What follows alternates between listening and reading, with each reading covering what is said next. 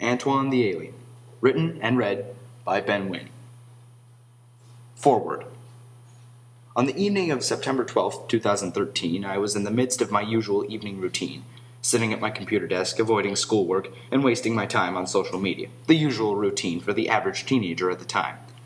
I found myself on a number of websites, Facebook, Twitter, YouTube, and some other ones I best not mention to protect my reputation.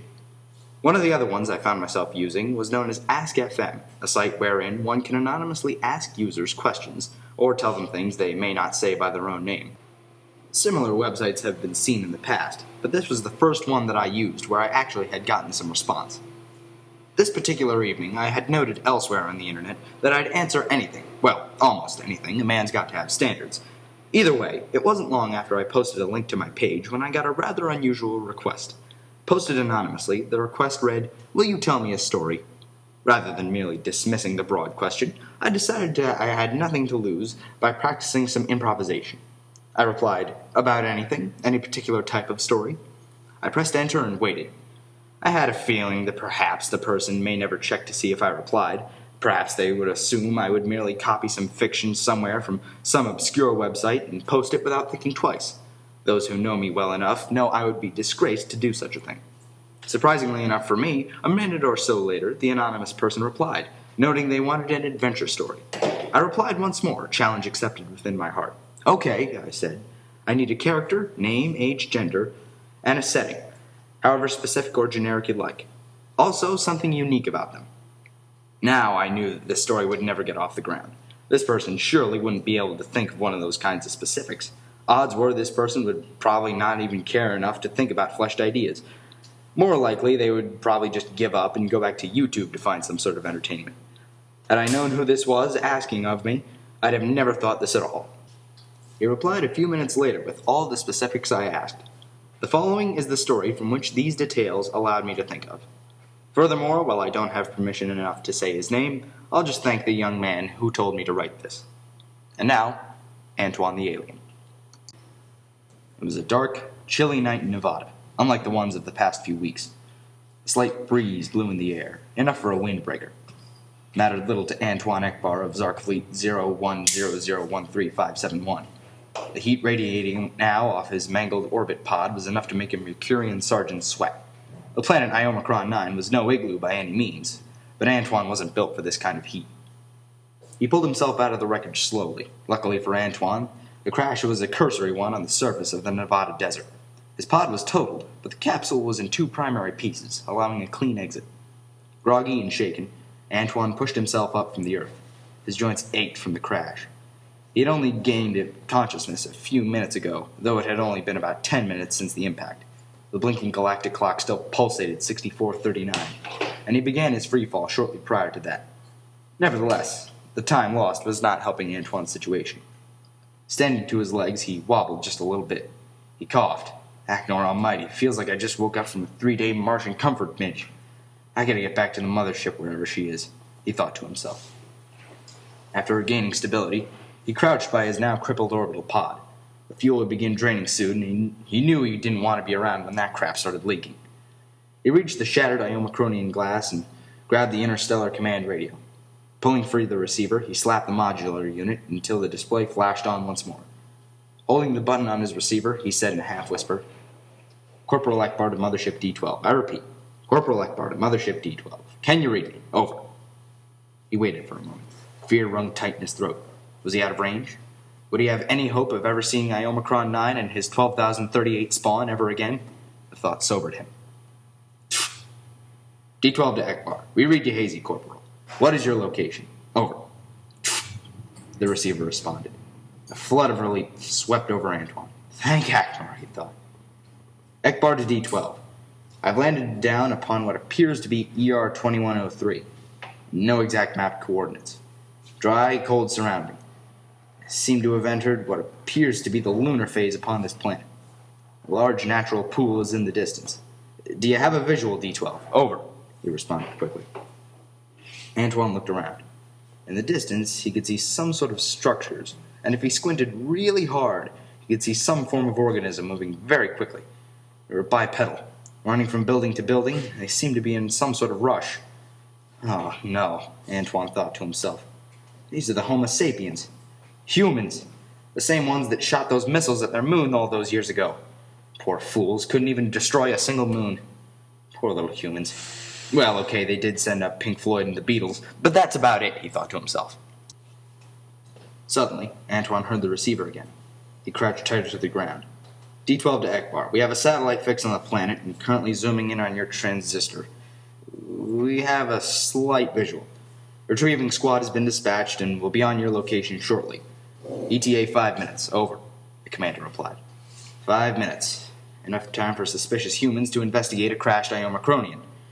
Keeping in mind that reports showed humans were incredibly hostile life forms, Antwon quickly replied to the commander. Eckbar to D12, requesting permission to retaliate against any attacking life forms. Over. Whether they had noticed him or not, Antwon couldn't be sure. What he did know was that humans only moved that fast when they were about to kill something or when they were about to enter their marketplaces looking for heavily cooked boss Taurus. Something was wrong.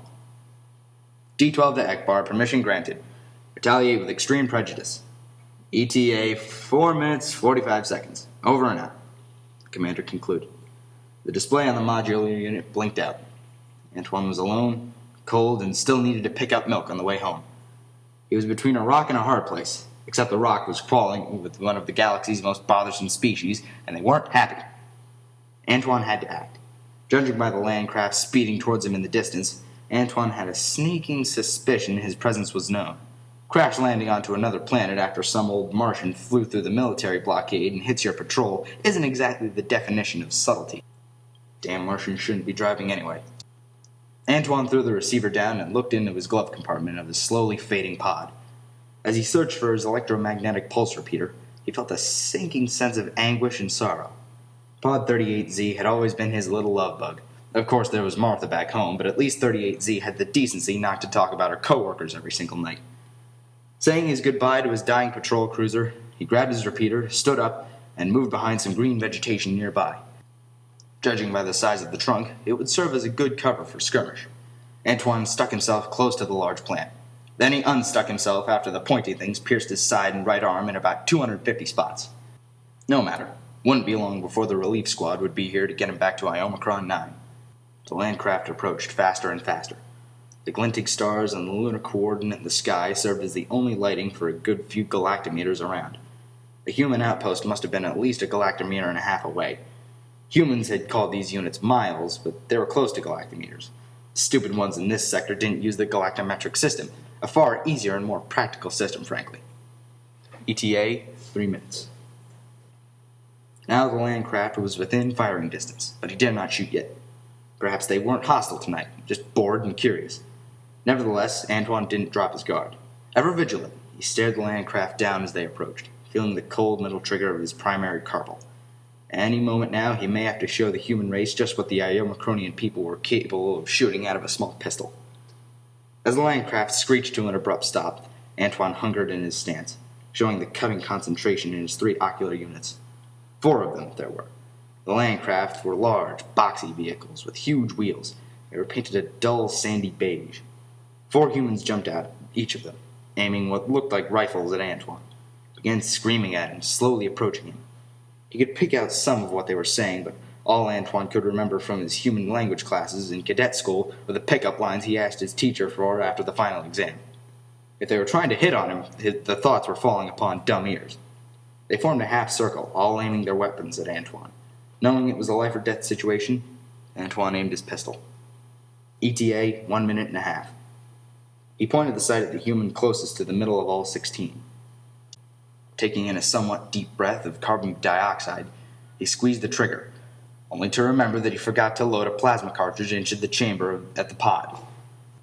The embarrassment was only worsened when he nearly coughed up one of his 5 lungs.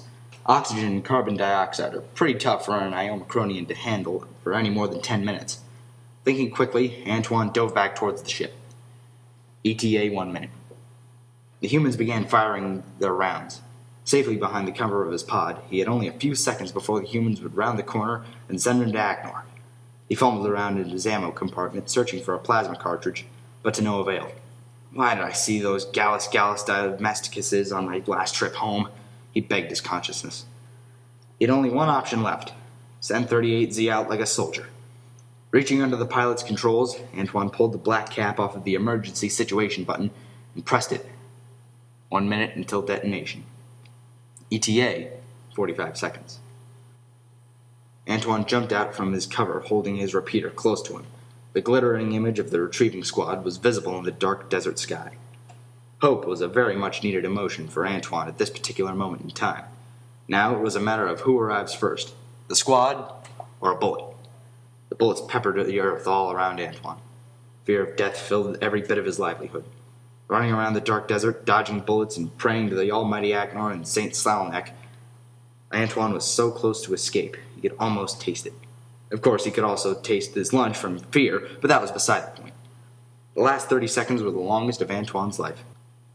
One bullet nearly took out his third ocular unit, and about 50 almost prevented him from ever spawning again, or urinating for that matter. The humans were reloading when the transport ship touched down. The defense pods began firing green blasts of combusting plasma at the humans, scattering them all around. The door to the transport ship had crawled down, and Antwon scurried in, bracing his seat closely as the door closed once more. The transmitter in the cockpit croaked the extraction message from the defense pods as the pilots lifted off towards D-12. Antwon sarcastically waved at the humans through a viewing port as the last few of them fired at the ship in anger.